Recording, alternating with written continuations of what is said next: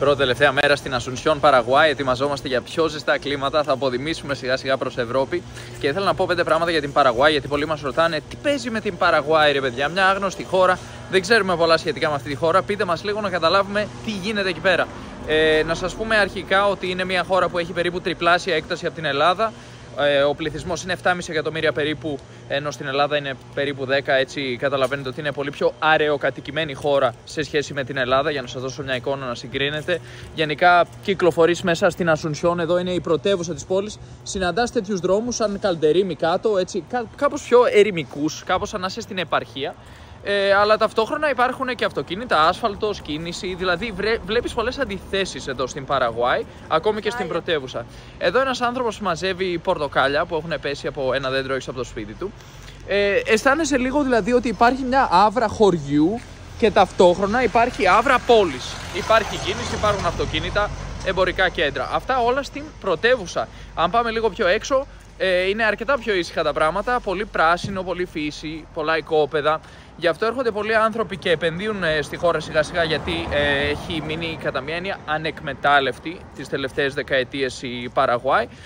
Μια τεράστια έκταση, φανταστείτε, όπου δεν συμβαίνουν πολλά πράγματα, γιατί ο πληθυσμός δεν είναι και τόσο μεγάλος. Σιγά σιγά αυξάνεται βέβαια, αλλά καταλαβαίνουμε ότι υπάρχει πρόσφορο έδαφος, ή τουλάχιστον το μυρίστηκαν πολλοί άνθρωποι, γιατί υπάρχει και μια πολιτική πολύ ευνοϊκή όσον αφορά τους φόρους, το ΦΠΑ. Ο ΦΠΑ είναι 10%, ο φόρος εισοδήματος για εισοδήματα από την χώρα εδώ είναι 8%, τουλάχιστον στα πρώτα, δεν ξέρω, στις πρώτες $7,000 το μήνα, και μετά πάει λίγο πιο πάνω, 9%, και το μέγιστο θα είναι 10% για όποιον βγάζει πάνω από 20.000 το μήνα.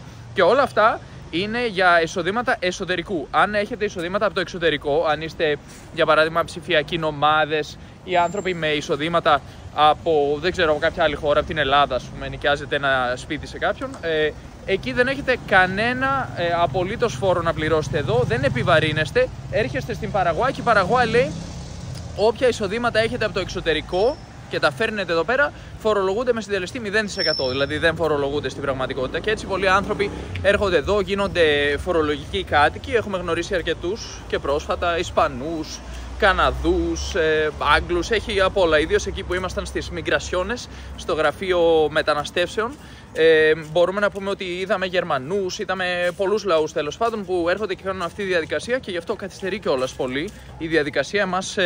Ολοκληρώθηκε κατά μία έννοια πρόσφατα αυτή η διαδικασία, γιατί και εμείς πραγματοποιήσαμε αυτή τη διαδικασία για να γίνουμε κάτοικοι Παραγουάης. Μπορείτε να ανατρέξετε στα βίντεο που έχουμε αναρτήσει. Έχουμε αναρτήσει ένα συγκεκριμένο βίντεο στο YouTube στο παρελθόν σχετικά με αυτή τη διαδικασία. Δεν είναι πολύ πολύπλοκη. Και γι' αυτό έρχονται πολλοί επενδυτές στην Παραγουάη και έχει αρχίσει να μεταμορφώνεται σιγά σιγά η Παραγουάη. Συγκεκριμένα εδώ στην Ασουνσιόν χτίζονται πολλά κοντομίνιουμ διαρκώς με πισίνα, co-working αίθουσα όπως το κοντομίνιουμ που μένουμε τώρα, διάφορες παροχές όπως γυμναστήριο κλπ.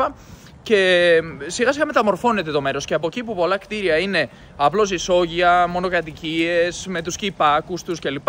Σιγά σιγά βλέπουμε πιο μεγάλα κτίρια, πιο ψηλά, να ξεμητούν από παντού, να χτίζονται διαρκώς, ακούμε οικοδομές, και κάποιοι άνθρωποι μας είπαν μάλιστα ότι υπάρχει πολλή δουλειά, κινείται το πράγμα, η οικονομία είναι σχετικά καλή, παρόλο που η βασική μισθή είναι αρκετά χαμηλή, γύρω στα 300 ευρώ. Ναι, εδώ να δούμε λίγο και αυτό το σπιτάκι. Εδώ περπατάμε μέσα στην Ασουνσιόν και παντού βλέπουμε τέτοια σπιτάκια με τον κήπο τους, μικρές μονοκατοικιούλες, ας πούμε, με ζωνετούλες, όπως θέλετε. Έχει πολλά τέτοια, ας πούμε. Έντονη αντίθεση. Δίπλα σε μια οικοδομή μπορείς να έχεις μια μονοκατοικία. Εχθές γνωρίσαμε έναν άνθρωπο, ο οποίος είναι Παραγουανός, αλλά έφυγε και έμενε στην Ισπανία για αρκετά χρόνια, και είπε ότι επέστρεψε και ότι έχει αλλάξει πάρα πολύ η χώρα του. Δεν την αναγνώρισε.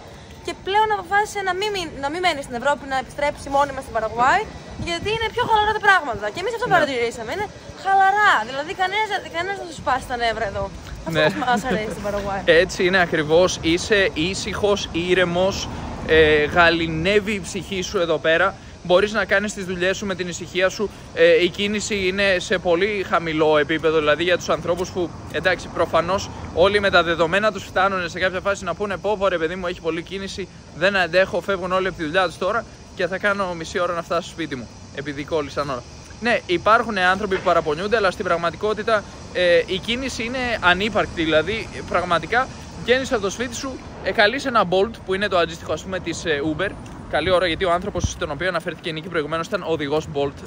Μιλάμε πολύ με ανθρώπους από την Bolt και από την Uber γενικότερα, ταξιτζίδες, και παίρνουμε πολλές πληροφορίες για κάθε χώρα με τους ανθρώπους αυτούς, γιατί συνομιλούμε αρκετή ώρα την ώρα που ταξιδεύουμε.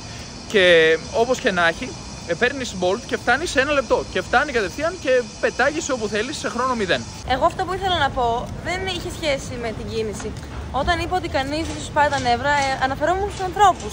Είναι πάρα πολύ καλοί, σου μιλάνε, σου λένε την ιστορία της ζωής τους, γίνονται φίλοι σου, σε καλούν στο σπίτι τους, μαγειρεύουν για σένα, σου γνωρίζουν τους φίλους τους, και αυτό είναι το μοναδικό της Παραγουάης. Εντάξει, και η κίνηση και αυτή και όλα τα υπόλοιπα παίζουν τον ρόλο τους, είναι μια χαλαρή πρωτεύουσα, αλλά αυτό που μου αρέσει πολύ στην Παραγουάη είναι οι άνθρωποι. Ναι, είναι αλήθεια. Μπορούμε να πούμε ότι η Παραγουάη έχει 2 πράγματα που κατά τη γνώμη μου την καθιστούν εξαιρετικά πλούσια. Το ένα είναι τα τεράστια αποθέματα νερού. Έχει από τα μεγαλύτερα αποθέματα νερού στον κόσμο. Μιλάμε για αποθέματα νερού που τροφοδοτούν κάποιες μονάδες που μετά μετατρέπουν αυτό το νερό τέλος πάντων σε ηλεκτρική ενέργεια. Το Ιταϊπού, για παράδειγμα, το φράγμα Ιταϊπού, που βρίσκεται στα σύνορα με τη Βραζιλία και τροφοδοτεί ένα τεράστιο μέρος της ενέργειας της Βραζιλίας, που πηγαίνει από την Παραγουάη εκεί. Υπάρχουν και άλλες βέβαια, υπάρχει και άλλο ένα που το μοιράζεται με την Αργεντινή. Αλλά όπως και να έχει, για να φύγουμε από αυτό, πάμε στο δεύτερο κεφάλαιο, το οποίο είναι τεράστιο. Είναι οι άνθρωποι. Οι άνθρωποι της Παραγουάης κάνουν μια τεράστια διαφορά. Είναι ένας πολύ μικρός και πολύ ζεστός λαός που διψάει για να δείξει αυτό που έχει να δώσει. Είναι περήφανοι για την κουλτούρα τους, την κουλτούρα Γκουαρανί, που είναι και η δεύτερη επίσημη γλώσσα της χώρας μαζί με τα ισπανικά. Οι άνθρωποι θέλουν πολύ να έρθεις, να σου διδάξουν την κουλτούρα τους, να σου μάθουν τι είναι το Γκουαρανί. Υπάρχει η κουλτούρα των Γκουαρανί που είναι έτσι πιο, αν θέλετε, τίμοι άνθρωποι, φιλόξενοι. Δεν πάνε δηλαδή να σε βλάψουν, να σε κλέψουν, να σε δουν σαν τουρίστα και να σε εκμεταλλευτούν κλπ. Δεν υπάρχουν αυτά τα πράγματα εδώ πέρα. Ξαφνιάζονται όταν ακούνε ότι είμαστε Έλληνες. Wow, είστε Έλληνες.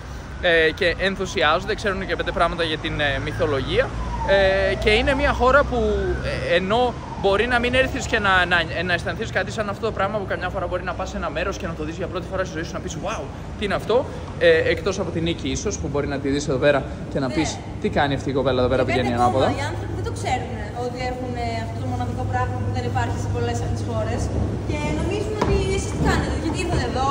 Δηλαδή είναι πιο ταπεινή από ό,τι θα έπρεπε, ίσως. Ναι, έτσι είναι πολύ ταπεινοί άνθρωποι, πολύ μετριόφρονες, και εξαφνιάζονται που ερχόμαστε και δίνουμε αξία στη χώρα τους. Παρ' όλα αυτά το εκτιμούν πάρα πολύ και λένε ελάτε, να φέρετε κι άλλους, να μετακομίσετε, λένε, στην Παραγουάη, ελάτε να ζήσετε μαζί μας. Αυτά όσον αφορά κάποιες σκέψεις που είχαμε για την Παραγουάη και θέλαμε να τις μεταφέρουμε.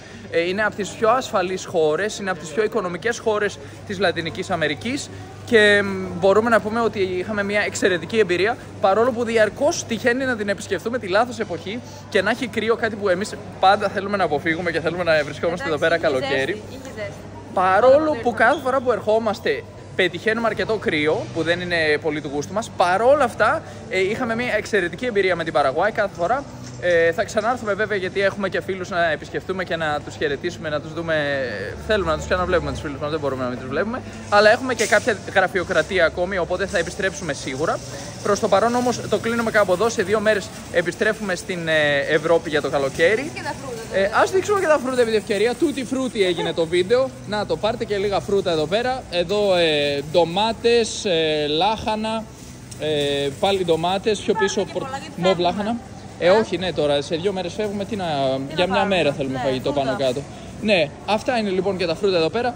Παπάγια βλέπουμε, μικρούς ανανάδες, ανανάκια, πεπόνια. Αυτά, εντάξει, είμαστε Νίκη, το κλείνουμε εδώ. Είμαστε πάρα πολύ εντάξει και είμαστε πολύ έτοιμοι για την Ευρώπη, πάρα πολύ έτοιμοι για το καλοκαίρι. Το κεφάλαιο της Παραγουάης μπορεί να κλείνει, αλλά κλείνει με τον πιο όμορφο τρόπο.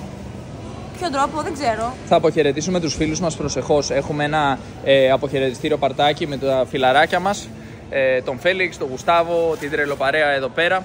Και περνάμε τέλεια πάντα στην Παραγουάη. Όπως έλεγε η Νίκη, είναι σαν να είμαστε στο σπίτι μας, κανένας δεν μας ενοχλεί, κανένας δεν ενοχλεί κανέναν. Είναι όλοι χαρούμενοι και συνεχίζουν ήρεμα και ωραία τη ζωή τους. Κάτι που θα ήταν τέλειο να κάναμε όλοι. Δεν θα ήταν παντού και πάντα να ζούμε με ηρεμία, γαλήνη και αγάπη, χωρίς να ενοχλούμε ο ένας τον άλλον. Λοιπόν, γεια σας από ένα σούπερ μάρκετ στην Παραγουάη, όπου συνεχίζουμε με ηρεμία και γαλήνη τα ψώνια μας. Και εδώ βλέπουμε εμπανάδες και διάφορα άλλα φαγητά.